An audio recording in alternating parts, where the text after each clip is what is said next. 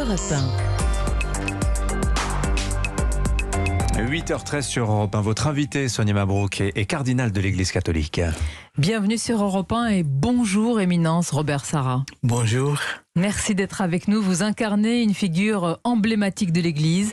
Vous êtes un homme de réflexion. Votre parcours depuis votre Guinée natale jusqu'aux plus hautes instances à Rome auprès du pape force l'admiration. Nous allons parler dans quelques instants de votre livre intitulé Pour l'éternité, méditation sur la figure du prêtre aux éditions Fayard. Mais je souhaite tout d'abord évoquer cette tragédie qui s'est déroulée au large de Calais. Une embarcation de migrants qui s'est renversée. Il y a de très nombreux morts, 27 décès. Comment réagissez-vous face à une telle situation ? Merci de m'accueillir à Europe 1, mais ma réaction est une révolte, voyez-vous. Il y a une triple trahison.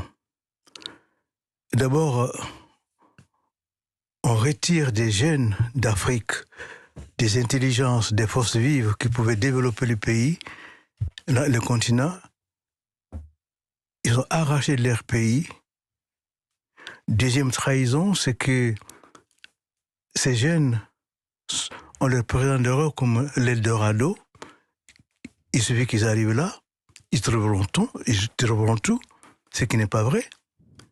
Et puis, la troisième trahison, c'est qu'on ne agit pas vigoureusement contre ces passeurs qui profitent de la naïveté des jeunes et qui les font succomber en pleine mer, quoi, voyez-vous. Et je pense qu'il faudrait lutter contre ce mal à la racine, c'est-à-dire présenter l'Europe comme elle est, les difficultés qu'elle connaît aussi, n'est pas arracher ces jeunes-là de leur pays. Ils auraient pu être des éléments de production, de développement, ne pas leur montrer que l'Europe c'est l'Eldorado, et punir ces passeurs qui les exploitent. Parlons-en. Avec des barques pas sûres. Oui. Vous avez eu, et depuis longtemps sur ce sujet, votre éminence, des mots très très forts. Dans votre précédent livre, intitulé « Le soir approche et déjà le jour baisse », voici ce que vous écrivez.